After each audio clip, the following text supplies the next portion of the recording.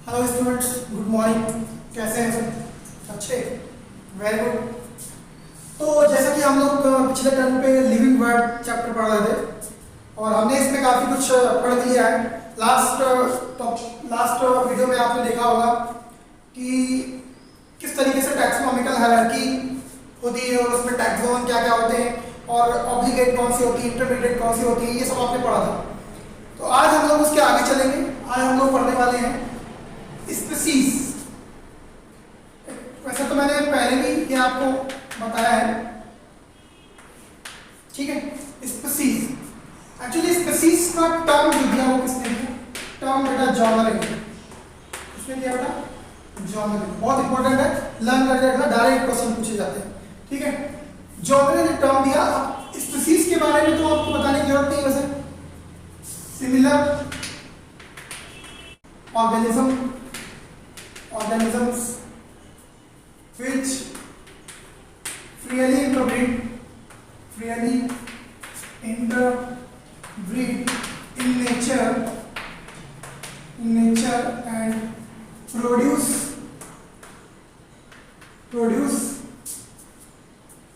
fertile offspring।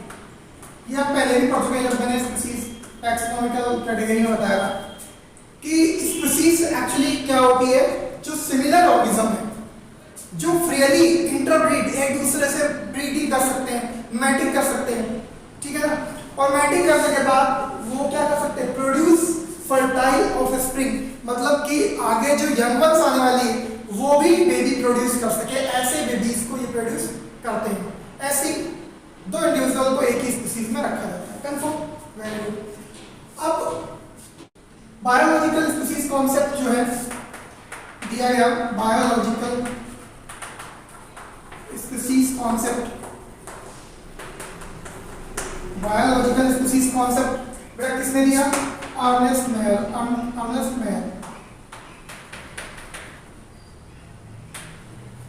किसने दिया? Ernst Mayr. और ये बायोलॉजिकल स्पीसीज कॉन्सेप्ट बेटा वाइडली यानी कि मोस्ट एक्सेप्टेड स्पीसीज कॉन्सेप्ट था। Accepted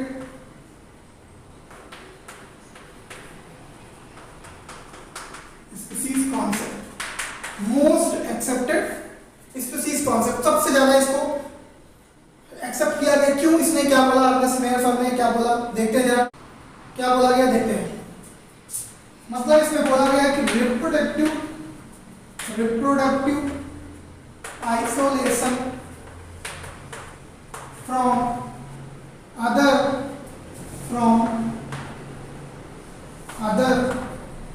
such groups of individuals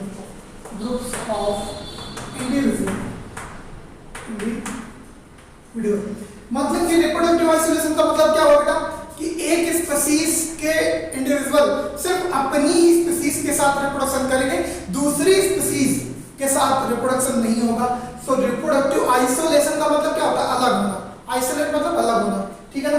तो इसीलिए ये मोस्ट एक्सेप्टेड स्पीसीज कॉन्सेप्ट था given by Ernst Mayr. Confirm? अब इसके क्या कुछ ड्रॉबैक्स थे? इसके कुछ ड्रॉबैक्स थे। क्या थे ड्रॉबैक्स इसके? सम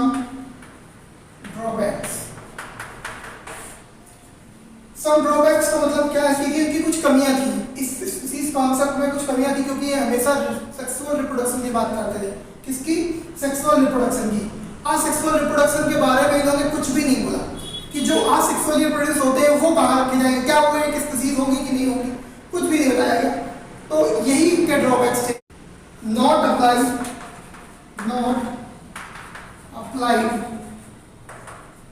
applied on asexually reproducing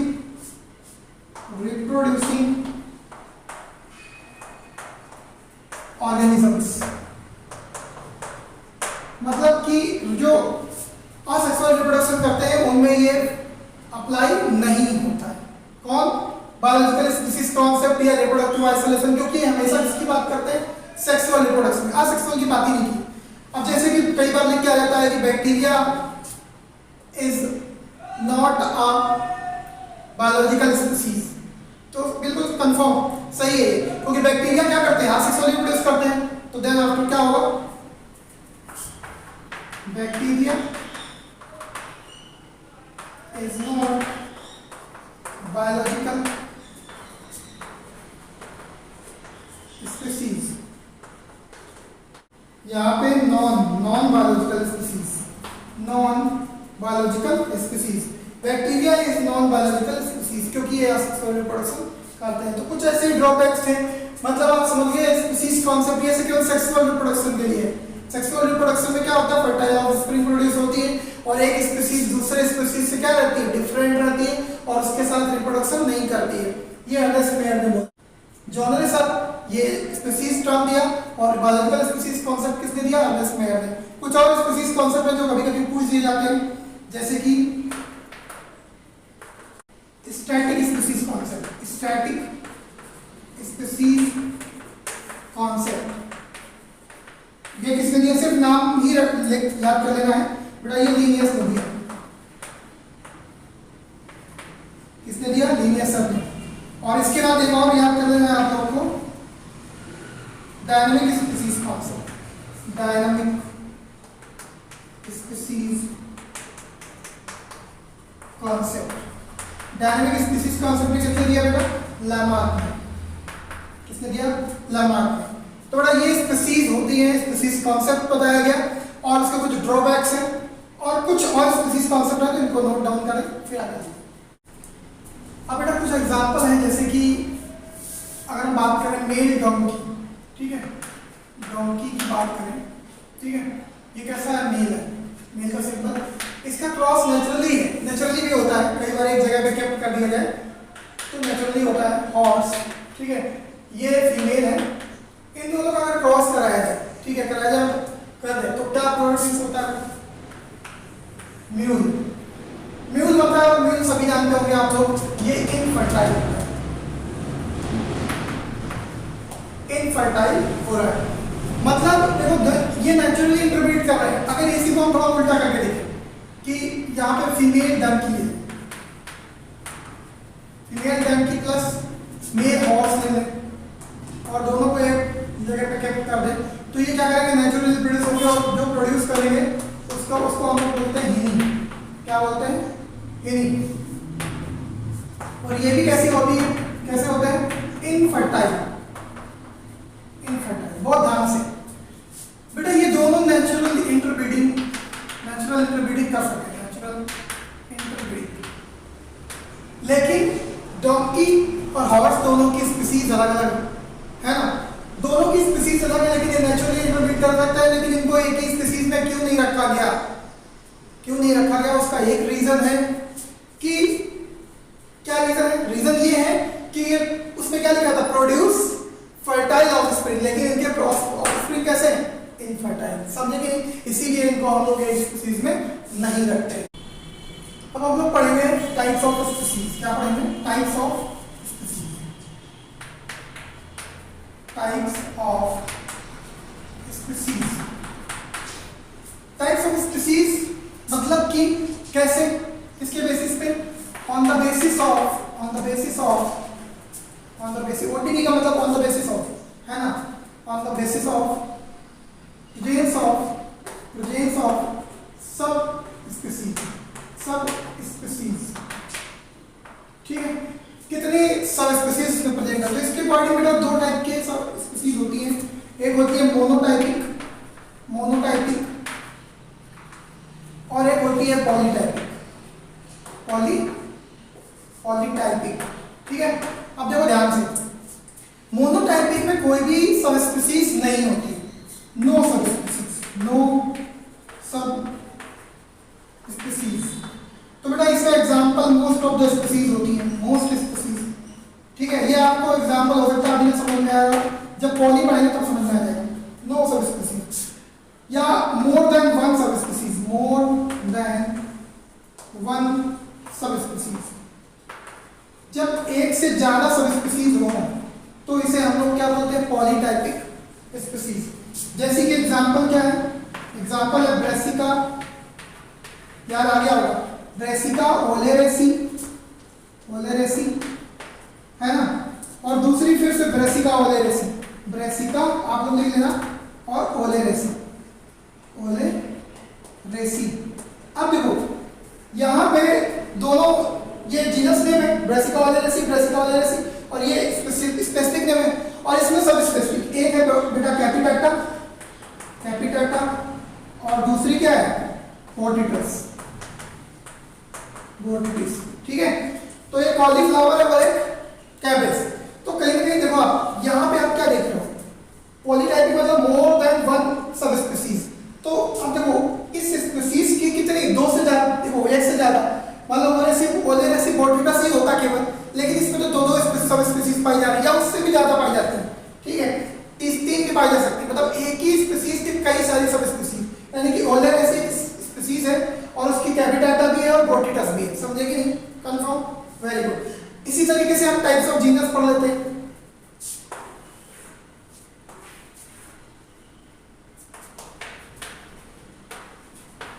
genus क्या होता है बेटा, इसमें भी दो टाइप के हैं, एक मोनोटाइपिक और दूसरा है पॉलीटाइपिक। एक है मोनोटाइपिक और दूसरा पॉलीटाइपिक, कंफर्म। मोनोटाइपिक क्या है बेटा, इस जीनस में has only one species, only one species, मतलब इस जीनस में केवल एक ही स्पीसीज होगी। जैसे कि ध्यान देना, एग्जांपल में क्या लिख लेंगे हम लोग, होमो सैपियंस, ठीक है। होमो सैपियंस जो है वो क्या है, मोनोटाइपिक जीनस है या जनरा, केवल एक, इस होमो जीनस में केवल एक ही स्पीसीज है, क्या, सैपियंस, क्या है बेटा, सैपियंस, कंफर्म, ठीक है, होमो और सैपियंस। पॉलीटाइपिक में क्या होगा, more than one species, more than one species. जैसे अब इसका एग्जांपल हम समझेंगे ऊपर, ठीक है, पॉलीटाइपिक का ऊपर समझ लेंगे एग्जांपल। जैसे कि आप पैंथरा ले लो, पैंथरा एक जीनस है। अब पैंथरा में कितने सारे स्पीसीज आती हैं, पैंथरा लियो, पैंथरा टिग्रिस और पैंथरा पार्डस, पार्डस, ठीक है। तो बेटा इस तरीके से आप देखते हो पैंथरा एक जीनस है, उसमें 3 स्पीसीज आ रहे हैं। ऐसे ही एग्जांपल दूसरा आपके पास है, जैसे यहाँ पे लिख दिया है सोलेनम। सोलेनम क्या है, एक जीनस है और इसपे स्पीसीज देखो 3 यहाँ पे, सोलेनम ट्यूबरोसम, एक तो ट्यूबरोसम आएगा, ट्यूबरोसम, दूसरा क्या आएगा नाइग्रम, और तीसरा क्या आएगा मेलोवंजिना, है ना। इन सबके नाम आपको पता होने चाहिए, सोलेनम ट्यूबरोसम आलू पोटैटो, सोलेनम नाइग्रम मकोई, और सोलेनम मेलोवंजिना ब्रिंजल, कंफर्म। तो देखो एक ही जीनस में कई सारे स्पीसीज प्रेजेंट है, तो ये पॉलीटाइपिक जनरा हो गया। और मोनोटाइपिक मतलब एक जीनस में केवल एक ही स्पीसीज हो, है ना, जैसे होमो, होमो सैपियंस, है ना, समझ रहे हैं, कंफर्म, वेरी गुड। तो आप लोग इसको नोट कर लें। अब हम लोग पढ़ेंगे टैक्सोनॉमिकल एक्ट्स, टैक्सोनॉमिकल एक्ट्स, ठीक है। एड मतलब बेटा क्या होता है, एआईडीएस, एड मतलब होता है हेल्पफुल, मतलब जो हेल्प करे, है ना। टैक्सोनॉमी में टैक्सोनॉमिकल एक्ट्स, वो एआईडीएस वाला नहीं है जो कैपिटल में एड्स, वो अलग है ना, वो कैपिटल में लिखते हैं। तो देखते हैं जरा टैक्सोनॉमिकल एक्ट्स क्या होता है, क्या करता है, देखते हैं। It help in identification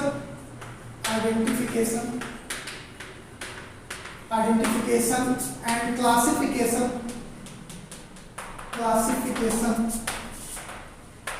of organisms। देखो इट हेल्प, यानी कि टैक्सोनॉमिकल एक्ट किसमें हेल्प करता है, आइडेंटिफिकेशन और क्लासिफिकेशन ऑफ ऑर्गेनिज्म के क्लासिफिकेशन और आइडेंटिफिकेशन में क्या करता है, हेल्प करता है। अब ये टैक्सोनॉमिकल एक्ट्स होते क्या क्या हो सकते हैं, सबसे पहले कोई प्लेस हो सकता है, क्या हो सकता है, प्लेस हो सकता है।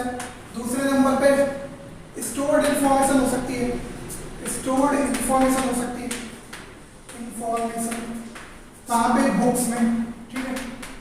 इसके बाद तीसरे नंबर पे आपका कोई टेक्निक हो सकती है, या फिर कोई प्रोसीजर हो सकता है, प्रोसीजर, ठीक है, कोई प्रोसीजर हो सकता है, ठीक है, कंफर्म। मतलब कोई प्लेस हो सकता है जो आपको आइडेंटिफिकेशन क्लासिफिकेशन में हेल्प करे, बुक्स हो सकती है जिसमें कुछ डाटा स्टोर रहता है वो आपको क्लासिफिकेशन आइडेंटिफिकेशन में हेल्प करे, और टेक्निक हो सकती है जो आपको हेल्प करे, या फिर प्रोसीजर हो सकता है, ठीक है। तो कुछ बुक्स पढ़ते हैं, सम बुक्स, पहले कुछ बुक्स पढ़ लेते हैं, ठीक है। पहली बुक है कैटलॉग, कैटलॉग, कैटलॉग पहली बुक है, और इसमें क्या क्या दिया रहता है देखते हैं जरा। Brief description, brief description of species in a given area,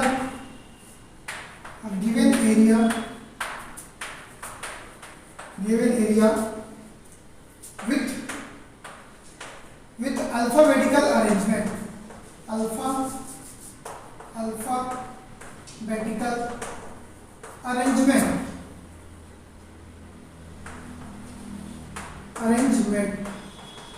देखो स्टूडेंट, ये जो कैटलॉग है इस बुक में आपको कुछ एक पर्टिकुलर एरिया, जैसे मान लेते हैं कि एक आपके घर के आसपास मान लेते हैं 2 किलोमीटर की एरिया है, या आपका गांव या आपका शहर, ठीक है,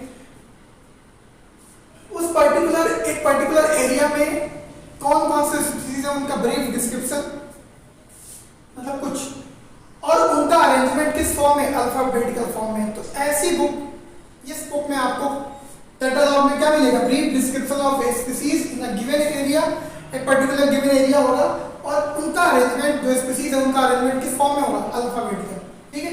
तो पहले ये बुक होगा। दूसरे नंबर पे चलते हैं, सेकंड नंबर आता है monograph, monograph.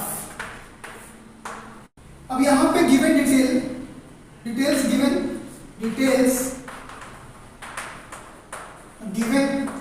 only for one taxon। ये मोनोग्राफ में क्या होता है, बहुत इंपॉर्टेंट है ये सब टर्म्स, ये जो आप लिख रहे हो ना, यहाँ पे पढ़ रहे हो ना, ये सब बहुत इंपॉर्टेंट है, डायरेक्ट नीट में पूछ जाता है, डायरेक्ट क्वेश्चन आता है। Details given only for one taxon, केवल एक टैक्सॉन के लिए का डिटेल्स दिया होगा किसी भी एरिया में, या किसी भी एनिमल या प्लांट्स के बारे में। जो मोनोग्राफ है इसमें केवल एक टैक्सॉन के बारे में बात किया होगा, ठीक है। एक टैक्सॉन मतलब आप समझ रहे हो कि 7 टैक्सोनॉमिकल कैटेगरी में कुल सातों अपने आप में क्या है, टैक्सॉन है। जैसे कि मान लो फैमिली के बारे में दिया है, एग्जांपल फैमिली के बारे में दिया हो सकता है, या किसी फैमिली के बारे में दिया हो सकता है, या फाइलम के बारे में दिया हो सकता है, केवल फाइलम के बारे में, या फिर जीनस के बारे में अकेले दिया हो सकता है, और जीनस, ठीक है ना। तो यानी कि एक पर्टिकुलर टैक्सॉन के बारे में डिटेल दिया होगा, फाइलम, फैमिली, या फाइलम, या जीनस, या और भी जो भी है ना, आप 7 कैटेगरी जानते हो, तो केवल एक के बारे में क्या दिया होगा, डिस्क्रिप्शन दिया होगा, कंफर्म, वेरी गुड। तो एक और आता है थर्ड नंबर, देख लेते हैं।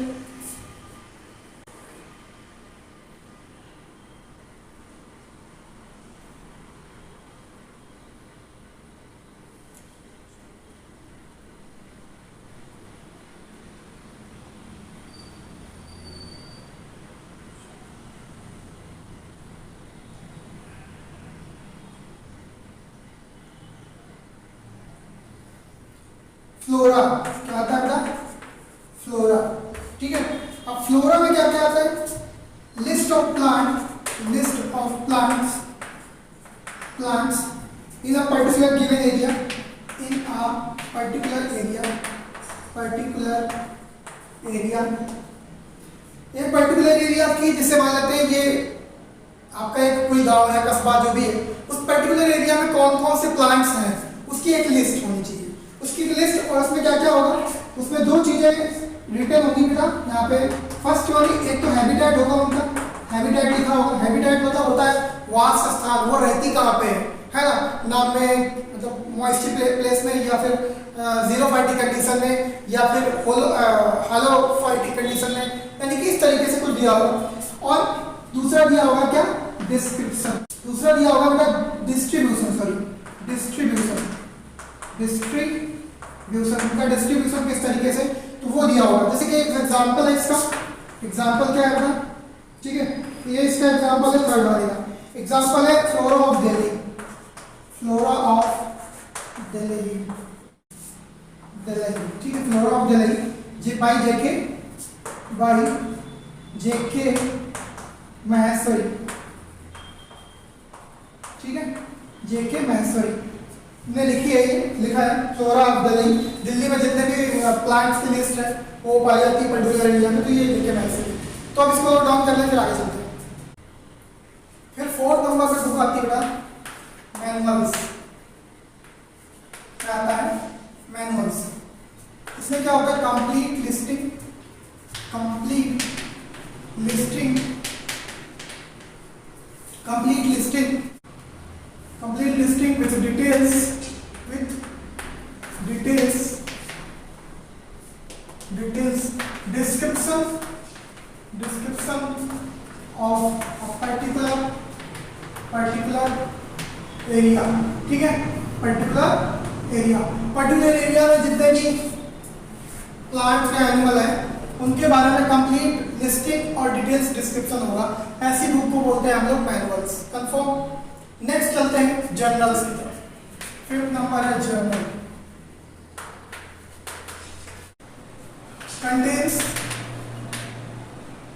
contains details of ongoing research। बेटा जो रिसर्च कंटिन्यू चल रही, करंटली चल रही होती है उनके बारे में किसमें लिखा होता है, जर्नल्स, ठीक है। इसके बाद नेक्स्ट आता है 6 नंबर पे बेटा herbarium.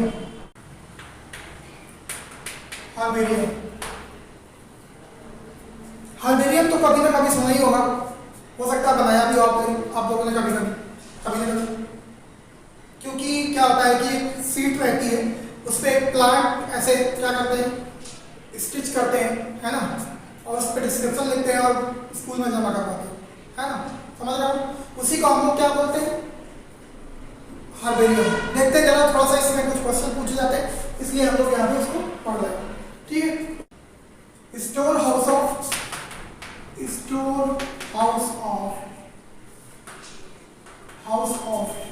Collected plant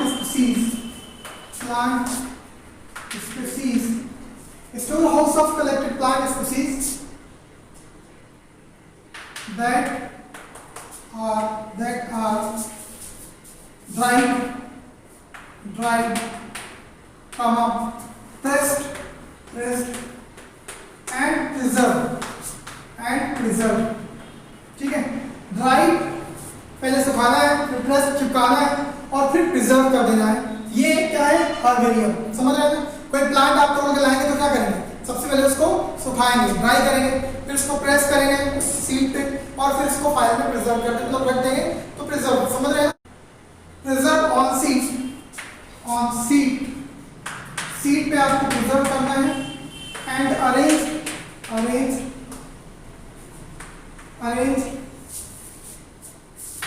in universal system of classification,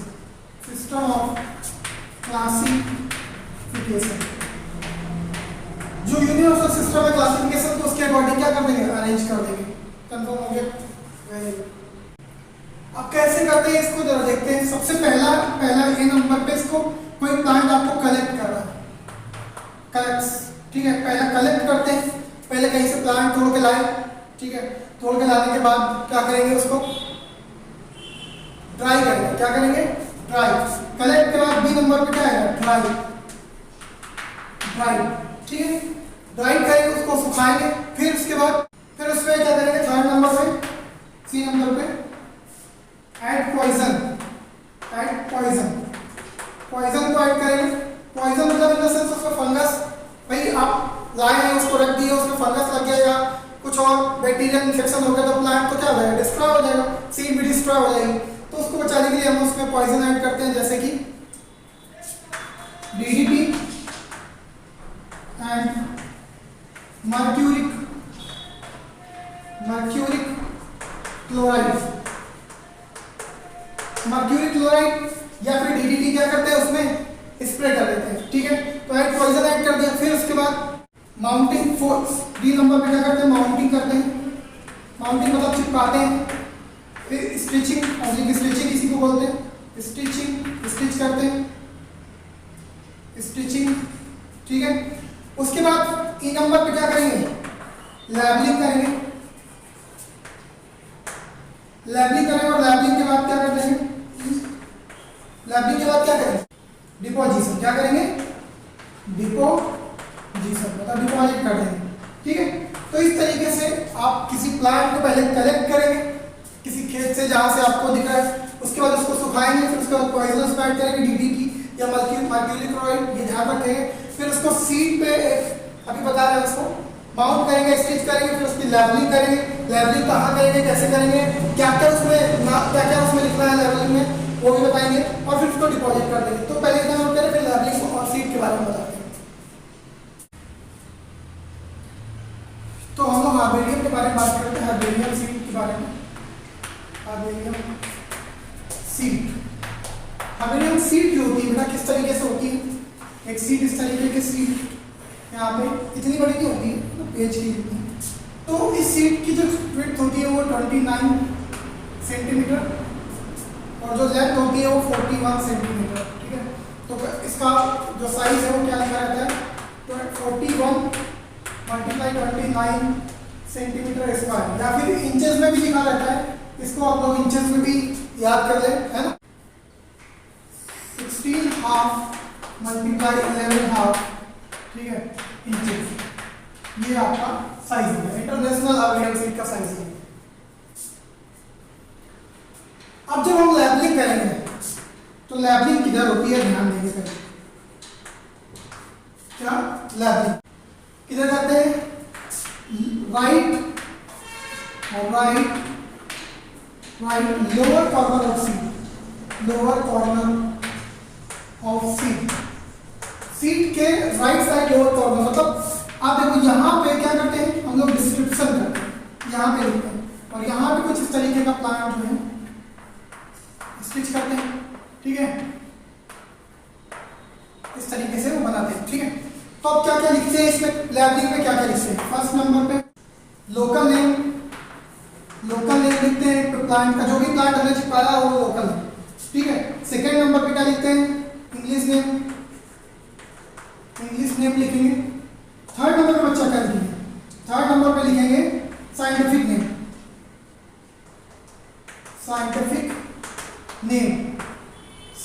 लिखेंगे। फोर्थ नंबर पे लिखेंगे फैमिली।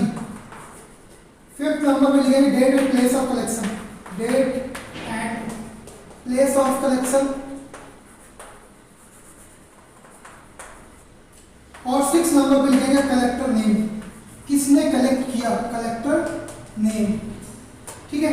तो ये 6 चीजें कहाँ लेबल करते हैं, यहाँ पे, समझ गए ना। तो हार्बेरियम की सीड इस तरीके की होती है। अब आप लोग इसको भी थोड़ा सा नोट करें, फिर आगे देखते हैं। इसके बाद सिग्निफिकेंस देख लेते हैं,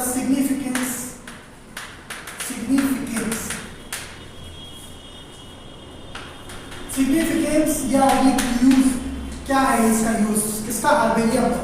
तो हार्बेरियम अगर आपको कहीं मिल जाए तो आप क्या होगा, ठीक है। सबसे पहले अगर पुराना कोई प्लांट मान लो एक्सटिंक्ट हो चुका है, तो आप उस हार्बेरियम सीड में देख करके उसके बारे में सारी जानकारी कलेक्ट कर सकते हैं, है ना, कंफर्म कलेक्ट कर सकते हैं। तो क्या होगा, एक्यूरेट आइडेंटिफिकेशन ऑफ प्लांट का एक्यूरेट आइडेंटिफिकेशन होता है। हार्बेरियम में प्लांट के लिए होती है, कुछ लोग एनिमल के लिए ना सोचे, है ना, ऐसा नहीं है। सेकेंड नंबर में तो एनिमल पकड़ के चिपका दिया उसमें, है ना। सेकेंड नंबर पे क्या होगा, सेकेंड नंबर पे होगा बेटा क्विक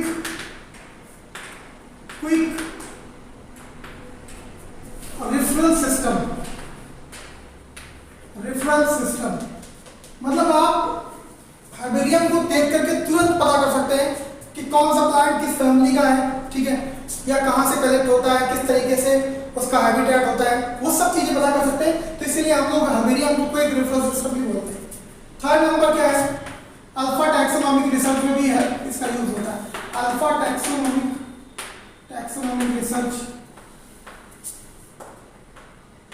रिसर्च, ठीक है, वो उसमें भी हेल्प होती है, ठीक है। तो ये क्या हो गया, सिग्निफिकेंस, समझ रहे हो।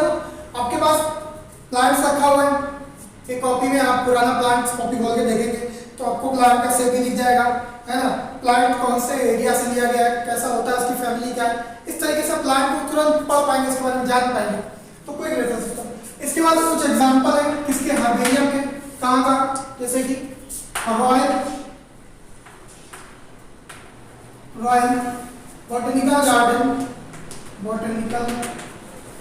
गार्डन क्यू इंग्लैंड, ये क्यू एक जगह है, ठीक है, इंग्लैंड में, वहां पे ये रॉयल बॉटनिकल गार्डन है। यहाँ पे हर्बेरियम के स्पेसिमेंस, यानी कि हर्बेरियम सीड के स्पेसिमेंस कितने हैं, मोर देन 6 मिलियन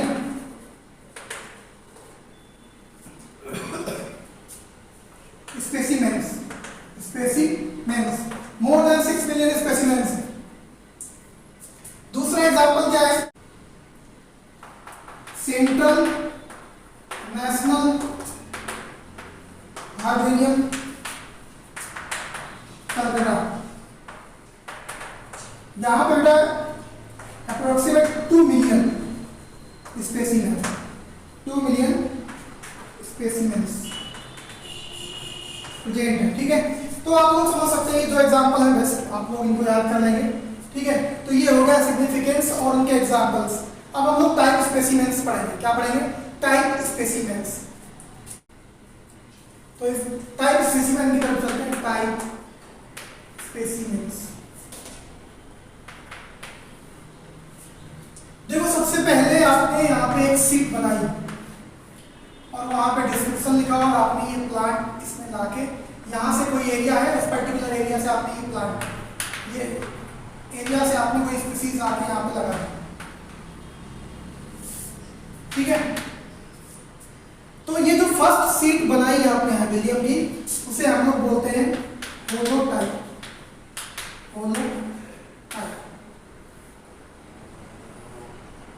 होलोटाइप क्या है, प्लांट विथ फर्स्ट डिस्क्रिप्शन,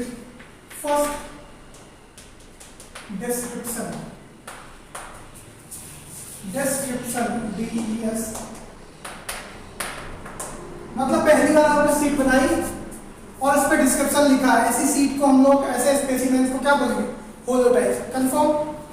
अब सेकेंड नंबर क्या आता है, लैक्टोटाइप, क्या आएगा बेटा, lectotype.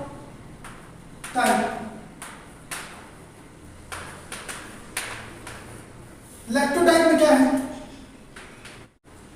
By chance holotype lost हो गई, होलोटाइप लॉस्ट हो गया, होलोटाइप खो गई, ठीक है, किसी तरीके से, तो क्या करेंगे, second seed prepared from original plant. आप ओरिजिनल प्लांट से, उसी प्लांट से एक दूसरी सीड बना लीजिए। मान लीजिए सीड खो गई, पहली बार आपने बनाई तो होलोटाइप, अभी खो गई तो क्या होगा, अब आप दोबारा बनाएंगे तो क्या बनाएंगे, होलोटाइप लॉस्ट हो गई तो सेकेंड सीड, दूसरी सीड ले आइए और उसको बना लीजिए फ्रॉम ओरिजिनल प्लांट। उसी प्लांट से आप दूसरी सीड प्रिपेयर करेंगे तो उसे आप क्या बोलेंगे, लैक्टोटाइप। फिर नेक्स्ट सी नंबर आता है नियोटाइप। नियोटाइप क्या है, देखेंगे इसको। अब बाई चांस क्या हुआ, holotype and original plant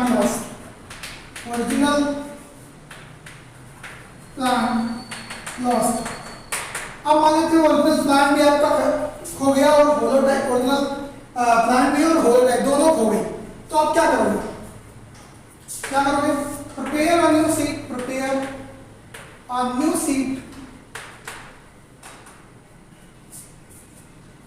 from same species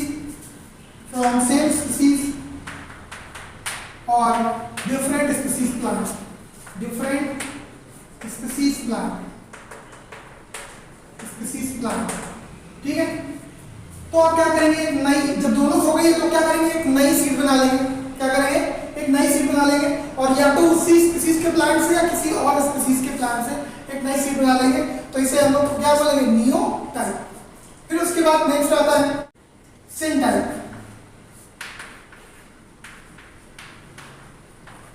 उसके बाद क्या आता है, सिन टाइप। सिन टाइप में क्या करना है आपको, बोथ लॉस्ट, दोनों हर्बेरियम सीट और holotype, sorry holotype and original plant दोनों बोथ लॉस्ट। बोथ को लॉस्ट पता ही है, होलोटाइप एंड ओरिजिनल प्लांट। ठीक है, both lost, then many seeds prepare from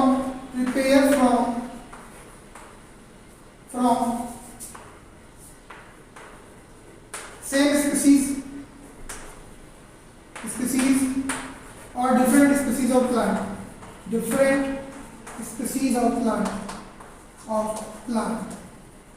ठीक है, सेम स्पीसीज और डिफरेंट स्पीसीज ऑफ प्लांट। तो ये हो जाएगा सेम टाइप। इसका फिर क्या होता है, फिर नेक्स्ट आइसोटाइप।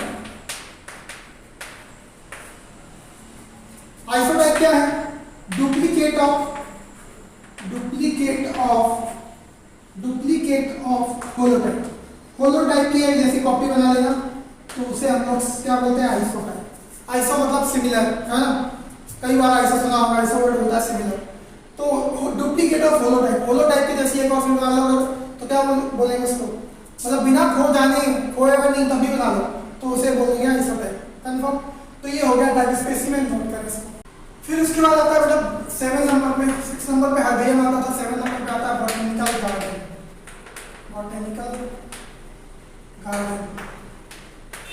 अब बहुत सारे बॉटनिकल गार्डन होते हैं, सुना भी होगा आप लोगों ने, है ना, जिनमें लिविंग प्लांट्स जो होते हैं वो रखे जाते हैं। ठीक है, बहुत सारे लिविंग प्लांट्स प्रेजेंट होते हैं वहां पे, और उन सभी की देखरेख की जाती है कि क्लोज पीस ऑफ लैंड में होते हैं। एक पर्टिकुलर एरिया होता है, उस एरिया में उस पर्टिकुलर प्लांट के लिए उसके जैसा एटमॉस्फेरिक कंडीशन का प्रिपेयर करके उस प्लांट को वहां पे केप्ट किया जाता है। कंफर्म। तो देखते हैं close piece of land, enclosed piece of land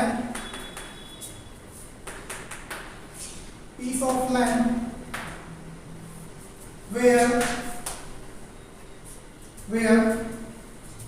living plants are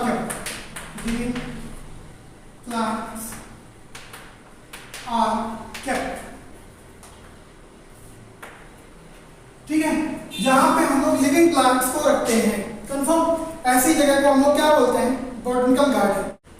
अब ये बेटा कैसे, यानी कि जैसे आप मान लो आपको कोई डेजर्ट वाला प्लांट रखना हो सके, लेकिन वहां पे डेजर्ट वाला एरिया नहीं है, तो क्या करेंगे, इसको डेजर्ट वाला माहौल एक बना के, जगह एरिया को डेजर्ट एक बना के देंगे ना उसको। तो क्या होता है, ये जो होता है बॉटनिकल गार्डन, वो कैसा होता है, it is ex-situ conservation. ex-situ conservation क्या होता है, जब हम किसी प्लांट या एनिमल को उसके नेचुरल हैबिटेट जैसा, है ना, एनवायरनमेंट प्रिपेयर करके उसको वहां पे रखें। उसका नेचुरल एनवायरनमेंट है नहीं वो, जैसे शेर जंगल में रहता है, शेर कहाँ रहता है, जंगल में, और शेर जू में भी रहता है, तो उसका नेचुरल हैबिटेट कौन सा है, जंगल की जू, जंगल है, और जू में उसके जैसा एकदम पेड़ बहुत सारे घने और इस तरीके का बना के इसको रखा जाता है ना, तो उसको ex-situ बोलते हैं। क्या बोलते हैं, ex-situ। तो बॉटनिकल गार्डन भी कैसा है, ex-situ कंजर्वेशन है। अब इसी को हम लोग बोलते हैं also called living herbarium। इसे हम लोग लिविंग हर्बेरियम भी बोलते हैं, क्योंकि यहाँ plant pressed, dried and preserve नहीं होते, है ना, यहाँ पे प्लांट लिविंग होते हैं, इसलिए लिविंग हर्बेरियम बोलते हैं। फिर इसके बाद अगला पॉइंट इसमें, अब इन प्लांट्स के ऊपर क्या होता है, आइडेंटिफिकेशन के लिए इसमें लिखा जाता है आइडेंटिफाइड एंड लेबल्ड। क्या होते हैं, लेबल्ड रहते हैं। ये क्या क्या लेबल्ड रहता है, उसमें दो चीजें हैं, एक तो साइंटिफिक नेम और दूसरा क्या है एंड उनकी फैमिली। फैमिली में वो साइंटिफिक नेम क्या रहता है, लिखा रहता है पेड़ों के पास। जो भी आप कभी बॉटनिकल गार्डन या जू में गए होंगे तो वहाँ पे उसका एनिमल का या प्लांट का साइंटिफिक नेम लिखा होगा, उसकी फैमिली लिखी रहती है। ठीक है, देखा होगा आपने, कंफर्म। फिर कुछ एग्जांपल है बॉटनिकल गार्डन के, जैसे कि कुछ एग्जांपल ये देते हैं। Royal botanical garden, royal botanical garden, ये डायरेक्ट क्वेश्चन पूछते हैं बिना कहाँ पे है। ठीक है, रॉयल बॉटनिकल गार्डन क्यों, इंग्लैंड। ठीक है, ये इंग्लैंड में हो गया। दूसरा फर्स्ट हो गया, second national botanical garden, national botanical garden Lucknow. ठीक है, लखनऊ। इसके बाद तीसरा क्या है, Lloyd botanical garden, Lloyd botanical garden, ठीक है। लॉयड मतलब फॉरेन टाइप लग रहा है, लेकिन ये इंडिया में है, दार्जिलिंग, दार्जिलिंग। ठीक है, दार्जिलिंग। इसके बाद fourth number Indian botanical garden, Indian botanical garden, botanical garden, garden Calcutta, West Bengal. ठीक है, यहाँ की एक खास बात बेटा, यहाँ पे ग्रेट बनियन ट्री है, great banyan tree, banyan tree यहाँ पे है। ठीक है, ग्रेट बहुत बड़ा बरगद का पेड़ है और बहुत पुराना भी है, लगभग 250 साल पुराना। कितना, 250 ईयर्स ओल्ड प्लांट। ठीक है, और लगभग 18,000 स्क्वायर फीट, 18,000 मीटर में फैला हुआ है। मतलब उसका जो स्टेम है, स्टेम के बाद प्लांट की जो ब्रांचेस निकलती हैं, उन ब्रांचेस से कुछ रूट्स ऐसे बरगद के पेड़ में आपने देखा होगा ऐसे जड़ें टाइप के नीचे निकलती है स्टेम से, तो वो रूट्स जो होती हैं उनको प्रॉप रूट्स बोलते हैं, और वो जाके नीचे क्या होती है, जमीन में आके धस जाती है। तो ऐसी बहुत सारी रूट्स हैं, तो कभी जाइएगा तो देखिएगा। तो ये होगा बेटा बॉटनिकल गार्डन, नोट करें। अब नेक्स्ट चलते हैं 8 नंबर पे, जूलॉजिकल पार्क्स। जूलॉजिकल पार्क्स, इनको हम लोग जू भी बोलते हैं। ठीक है, जू तो आप लोग क्या देखा होगा, वहां पे बहुत सारे एनिमल्स केप्ट होते हैं। तो इसमें भी होगा enclose piece of land, piece of land where animals are kept, animals are kept under human care, under human care, human care। ठीक है, अब बेटा यहाँ पे भी इनको नेचुरल एनवायरनमेंट प्रोवाइड कराया जाता है, जैसा इनका नेचुरल हैबिटेट होता है वैसा इनको जू में प्रोवाइड कराया जाता है। मतलब क्या होता है, it is ex situ conservation, ex situ conservation,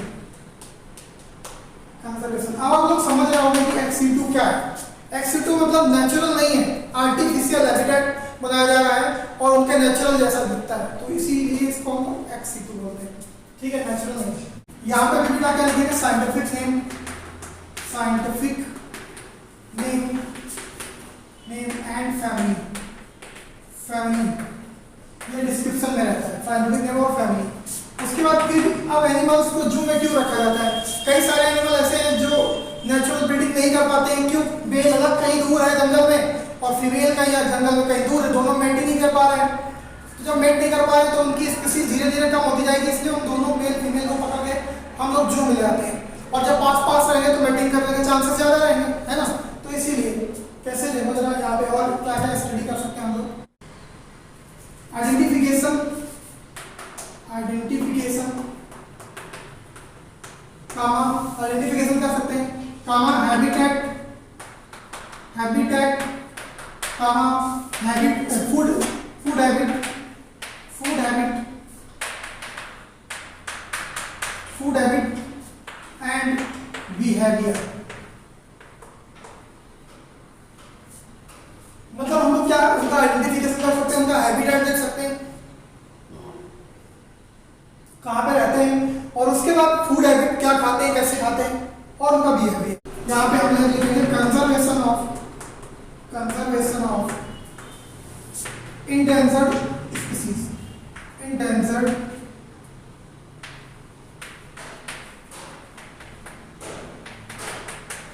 species मतलब कि जो स्पीसीज विलुप्त होने यानी कि एक्सटिंक्ट होने वाली है, उसको हम लोग यहाँ पे रख के और उनके मेटिंग करा के बहुत सारे एविडेंस प्रोड्यूस कर सकते हैं। ठीक है,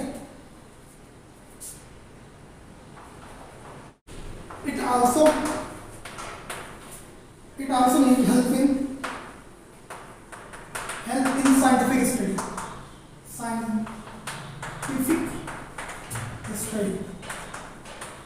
समझ रहे हैं? ये सब जूलॉजिकल पार्क या जू के कैरेक्टर्स हैं। अब कुछ जूलॉजिकल पार्क के एग्जांपल भी हैं। National zoological park new Delhi लाभ। ठीक है, जूलॉजिकल पार्क जो है ये क्या है, इंडिया में न्यू दिल्ली में है, प्रेजेंट है। ठीक है, और भी है इंडिया में बहुत सारे। और सबसे बड़ा लार्जेस्ट कहाँ है? लार्जेस्ट इन वर्ल्ड कहाँ है? साउथ अफ्रीका में, साउथ अफ्रीका। ठीक है, तो जूलॉजिकल पार्क्स को नोट करें। फिर नेक्स्ट आता है बेटा म्यूजियम, 9 नंबर। क्या आता है? म्यूजियम्स। म्यूजियम्स में क्या, म्यूजियम्स तो आपको गया होंगे, है ना। म्यूजियम में प्लांट और एनिमल दोनों, जैसे वो आपने देखा होगा म्यूजियम्स में कई बार डायनासोर का खोपड़िया देखा होगा, स्कल रखा रहता है ना। तो वो बहुत सारे स्कूलों में भी कई बार देखा होगा, हर एक कॉलेज में आपको एक ऐसा डब्बा मिलता है बड़ा सा, उसके अंदर ग्लास जार, उसके अंदर कोई एनिमल पड़ा रहता है, और वो जो डब्बा रहता है उसमें एसीटोन या अल्कोहल होता है ना, ताकि वो प्रिजर्व रहे, सड़े गले में, है ना। जैसे कि आप जानते हैं घर में कई बार अचार रखा जाता है, उसमें प्रिजर्वेटिव रखे जाते हैं। अचार के अंदर जो वो होता है ना सिरका, वो प्रिजर्वेटिव होता है, उससे क्या होता है, जल्दी अचार खराब नहीं होता है। ऐसे ही कुछ एनिमल्स की बॉडी को हम लोग प्रिजर्व कर लेते हैं, और एनिमल या प्लांट के जो भी स्केलेटन भी हो सकता है, उनको हम लोग म्यूजियम्स में रखते हैं देखने के लिए। तो ये वो म्यूजियम्स नहीं है जहाँ पे किसी क्या बोलते हैं नेता की फोटो बनी है या फिर कोई हीरो हीरोइन का पुतला बना हुआ है, वो म्यूजियम्स नहीं है ना, वैसा म्यूजियम्स नहीं है, ध्यान रखना। चलो देखते हैं क्या है definition. Place where story preservation and exhibition of both plants and animals दोनों को हम लोग वहां रखते हैं। ठीक है, किसको? प्लांट और एनिमल दोनों को म्यूजियम्स में। स्पेसिमेंस क्या है, कैसे रखे जाते हैं स्पेसिमेंस? जो भी स्पेसिमेंस है, specimens are kept in jars में रखे जाते हैं। Jars with preservative solution, solution. ठीक है, सॉल्यूशन में क्या क्या आएगा बेटा? प्रिजर्वेटिव सॉल्यूशन में एसीटोन, अल्कोहल एंड फॉर्मेलिन। ठीक है, तो ये जो है प्रिजर्वेटिव वहां पे होते हैं जिनके अंदर वो रखे जाते हैं। ठीक है, एनिमल्स या प्लांट्स। लार्ज एनिमल्स यानी कि large animals are stuff and preserve. यहाँ पे बोन्स भी होती है बहुत सारे एनिमल्स की, प्रिजर्व। ठीक है, skeleton also present, 3rd number skeleton also present, skeleton also preserve, skeleton भी प्रिजर्व किए जाते हैं यहाँ पे। ठीक है, तो म्यूजियम्स के बारे में ये था। ठीक है, म्यूजियम्स जो होते हैं वो एनिमल्स और प्लांट दोनों के लिए होते हैं। वहाँ पे बहुत सारे प्लांट्स की स्किन मिलेगी, एनिमल की स्किन मिलेगी, बहुत सारे प्लांट्स के पार्ट्स मिल सकते हैं। ठीक है, नेशनल म्यूजियम ऑफ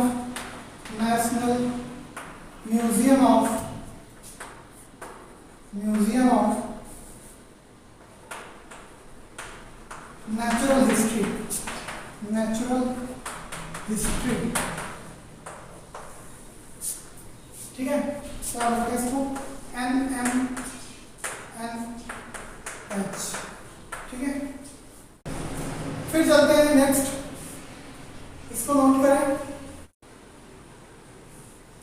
फिर बेटा आता है की, 10 नंबर की आता है। की क्या है एक्चुअल में, की एक्चुअल में एक एनालिटिकल डिवाइस है जिससे हम पता कर सकते हैं कि कौन सा एनिमल किस ग्रुप में रखना चाहिए, किस में नहीं रखना चाहिए, उसको आइडेंटिफाई कैसे करेंगे, वो हम लोग उसको हम लोग की बोलते हैं। जैसे कि इसमें दो चीजें होती है, कपलेट और एक लीड होता है। जो भी हमारा क्वेश्चन होता है, जैसे मान लेते हैं आपके पास बर्ड है और एक मान लेते हैं बर्ड है और एक कैट है। तो जैसे कि हमें बर्ड के बारे में, बर्ड को अलग करना है, कैट को अलग करना है, ठीक है। तो हम पहला क्वेश्चन पूछेंगे क्या, कि बर्ड के विंग्स हैं या नहीं है। तो दो हमने क्वेश्चन पूछा, है या नहीं है, तो आप क्या बोलोगे कि है। तो है तो फिर एक तरफ कर दोगे, और जिसमें नहीं है, जैसे कैट नहीं है तो कैट को एक तरफ कर दोगे। तो ये क्या हो गया, दो हम वर्ड बोल रहे हैं, दो वर्ड बोल रहे हैं, इन्हें हम कपलेट बोलते हैं। और हर एक वर्ड हमें लीड देता है, लीड देता है तो आगे बढ़ते हैं। अब मान लेते हैं जैसे हमने बोला कि बर्ड विंग्स है क्या, तो बोला हाँ, बोले हाँ, तो ये हमको क्या बढ़ा रहा है, लीड बढ़ा रहा है। इनकी विंग्स है तो हम आगे पूछेंगे चोंच है क्या, बीक है क्या, तो है या नहीं है। अगर बाई चांस नहीं होती तो फिर वहीं से हम लोग जाते हैं। यानी कि हर एक टर्म जो है वो हमें लीड दे रहा है। तो एक कपलेट में दो टर्म्स होते हैं, ठीक है, और उसमें दोनों क्या करते हैं, एक इंडिविजुअल लीड देते हैं। समझे कि नहीं, चलो देखते हैं पहले क्या है। Analytical device, analytical device for identification of plants and animals on the basis of similarities and dissimilarities, ठीक है। सिमिलरिटीज एंड डिसएबिलिटीज के पार्टी क्या करते हैं, उनका आइडेंटिफिकेशन करते हैं प्लांट या एनिमल्स का। सेट और पेयर ऑफ, बहुत ध्यान से, सेट और पेयर ऑफ कंट्रास्टिंग कैरेक्टर को हम लोग क्या बोलते हैं, कपलेट बोलते हैं। क्या बोलते हैं, कपलेट। जैसे कि विंग्स है या नहीं, तो दोनों एक दूसरे है या नहीं है, क्या हुआ, कंट्रास्टिंग मतलब अपोजिट, दोनों एक दूसरे के अपोजिट है लेकिन पेयर में है या नहीं है। दो क्वेश्चन पूछे जा रहे हैं तो वो क्या होगा, कपलेट, ठीक है। अब आगे चलते हैं, देखते हैं वही आगे जो बात मैंने बताई थी, lead. Each character of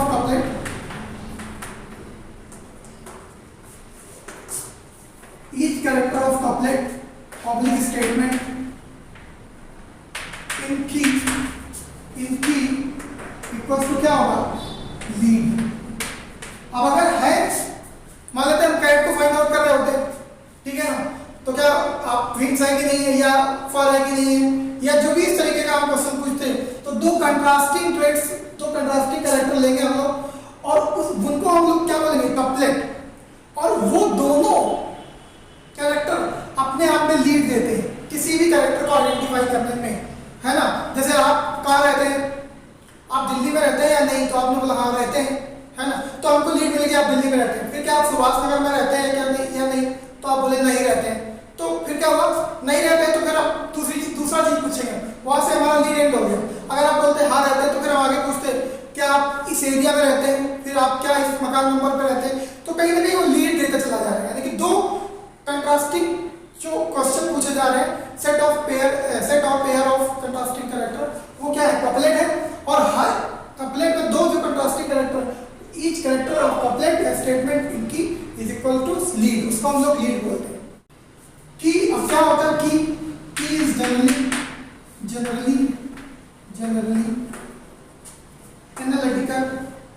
analytical in nature, मतलब इससे हम एनालिसिस करते हैं।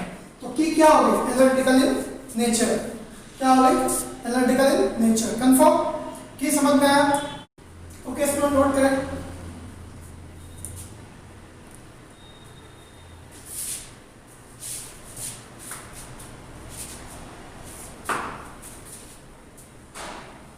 तो स्टूडेंट्स, आज हमारा चैप्टर लिविंग वर्ड एंड हो गया है। तो अब हम लोग अगले चैप्टर्स की तरफ बढ़ेंगे जिसका नाम है बायोलॉजिकल क्लासिफिकेशन।